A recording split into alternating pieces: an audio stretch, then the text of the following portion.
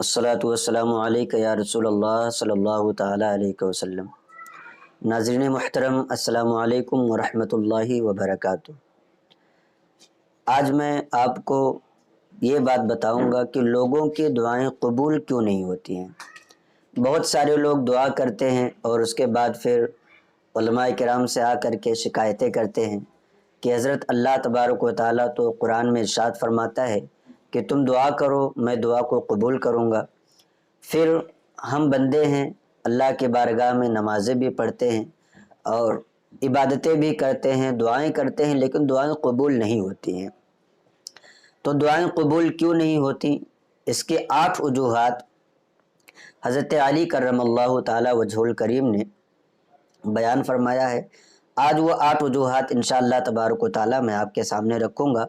आप अपने अंदर देखें कि उन 8 चीज़ों में से क्या चीज़ आपके अंदर पाई जाती है और क्या नहीं पाई जाती। जो चीज़ नहीं पाई जाती, जिसमें सुधार करने की ज़रूरत है, आप उसको सही कर लीजिए, और जो चीज़ें आपके अंदर पाई जाती हैं, जो चीज़ें सही हैं, तो आप उस पर खुश रहिए और उसको और मज़ीद बढ़ाने की कोशिश करिए। रिवायात में आया है कि हज़रत अली रदियल्लाहु ताला अन्हु एक दिन जैसे ही नमाज जुमा से फारिग हुए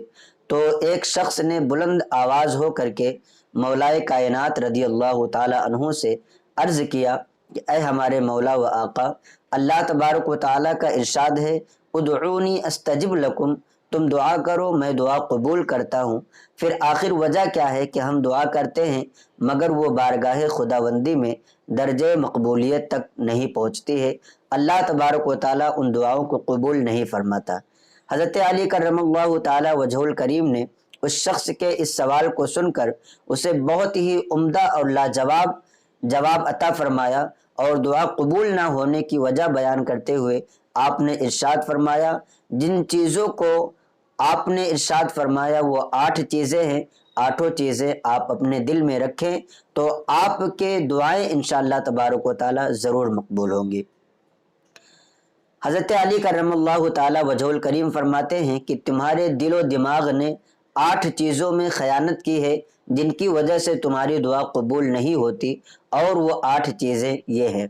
पहली चीज़ ये है कि तुमने खुदा को पहचानते हो मगर तुम उसके हक़ को इस तरह अदा नहीं करते जिस तरह उसने वाजिब करार दिया है, लिहाजा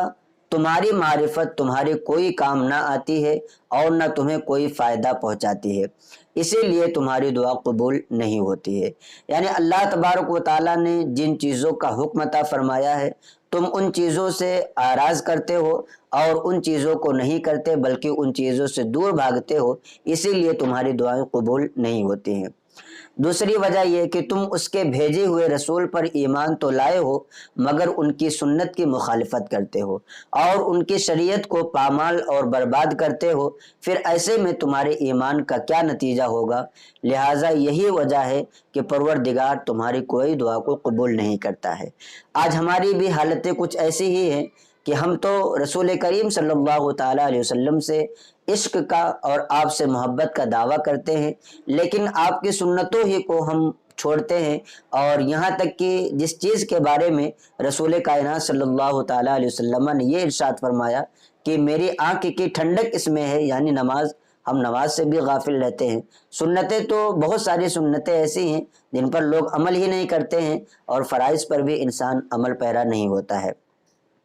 तीसरी चीज़ आपने इरशाद फरमाया, तुमने उसकी नाजिल करदा किताब कुरान करीम की तिलावत की और उसकी तिलावत करते हो और समीअना व अताना भी कहते हो कि हमने सुना और इताअत की, मगर उसके फरमान के मुताबिक अमल नहीं करते हो बल्कि उसके हुक्म के बरखिलाफ अमल करते हो, फिर तुम्हारी कोई दुआ किस तरह कबूल हो सकती है। तो जाहिर सी बात है, आज हम अपने गिरेबान में जब झांकें तो हमें पता लगेगा कि अल्लाह ने जो हमें फ़राइज़ दिए हैं, जो फ़राइज़ हमारे ऊपर आयद किए हैं अल्लाह ने, हम उन फ़राइज़ से बहुत दूर हैं और कोसों दूर रहेंगे और फिर दुआएं करेंगे तो अल्लाह तबारक व ताला हमारी दुआ को कैसे कबूल फरमाएगा। चौथी चीज़ आपने इरशाद फरमाया, तुमने जहन्नम के बारे में ये वादा करते और कहते हो कि हम खुदा के अजाब से डरते हैं, हालांकि तुम गुनाहों के बाइस उसी की तरफ कदम बढ़ा रहे हो, फिर तुम्हारे दिल में नारे जहन्नम से تمہارا خوف کہاں رہا ہے؟ یعنی تمہارا زبانی دعوت تو ہے کہ تم جہنم کے عذاب سے ڈرتے ہو، لیکن پھر بھی گناہوں کی طرف مائل ہو، تو اللہ تبارک و تعالیٰ ایسی حالات میں تمہاری دعا کو قبول نہیں فرماتا۔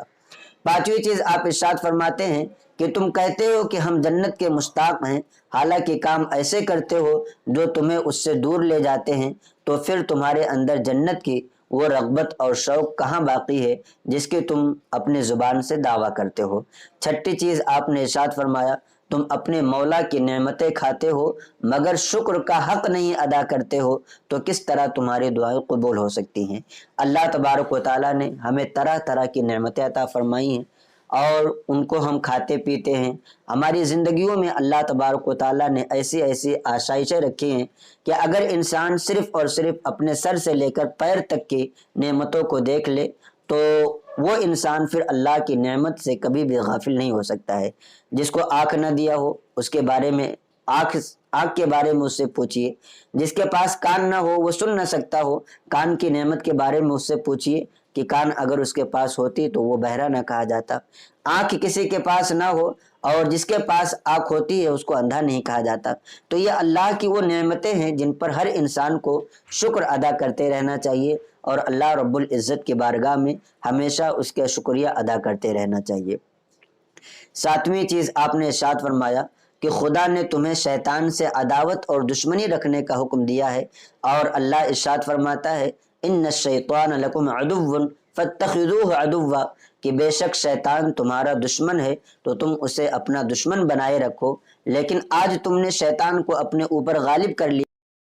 شیطان کے حکم پر تم عمل کرتے ہو۔ شیطان کہتا ہے کہ نماز پڑھنے مت جاؤ، تم نماز نہیں پڑھتے ہو۔ شیطان اسی طریقے کی دوسری چیزوں کی طرف ورغلاتا ہے اور تم ان چیزوں کو نہیں کرتے ہو، تو پھر بھلا بتاؤ کہ اللہ تبارک و تعالیٰ تمہاری دعاؤں کو کیسے قبول فرمائے گا؟ ایسے ہی آٹھویں چیز آپ نے ارشاد فرمایا کہ تم نے دوسروں کی غیبت اور عیب جوئی کو اپنا نصب العین بنا رکھا ہے اور اپنے تمام عیوب بھلا دیے ہیں۔ تم دوسروں کی مذمت کرتے ہو جبکہ تم اس سے بھی زیادہ مذمت کے مستحق ہو۔ اس لیے جب تمہارے اندر یہ سب باتیں پائی جاتی ہیں تو پھر ایسی حالت میں کس طرح دعا کے قبول ہونے کی امید رکھتے ہو، اور کس طرح تمہاری دعائیں مستجاب ہو سکتی ہیں جبکہ تم نے اپنے لیے دعا قبول ہونے کے تمام تر دروازے بند کر کے رکھے ہیں؟ لہٰذا اگر تم چاہتے ہو کہ اللہ تمہارے دعاؤں کو قبول کرے تو تم کو یہ چاہیے کہ اس اللہ سے ڈرو، تقوی اور پرہیزگاری اختیار کرو، اپنے اعمال کی اصلاح کرو،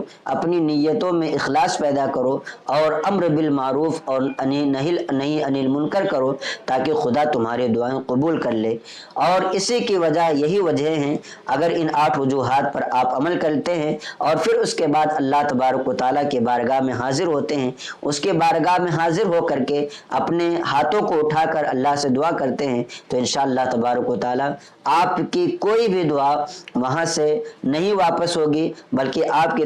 تمام دعائیں قبول کر لی جائیں گی۔ تو یہ 8 چیزیں ہیں جن کی وجہ سے انسان کی دعا قبول نہیں ہوتی ہیں۔ آپ بھی اگر اپنی دعاؤں کو لے کر کے اس طریقے سے پریشان ہیں تو آپ بھی ان 8 چیزوں کے بارے میں سوچئے کہ آپ کے اندر کون کون سی چیزیں پائی جاتی ہیں، کون سی چیزیں نہیں پائی جاتی، ان کی اصلاح کریے اور انشاءاللہ تبارک و تعالیٰ آپ کی ہر دعا قبول ہوگی۔ السلام علیکم ورحمۃ اللہ وبرکاتہ۔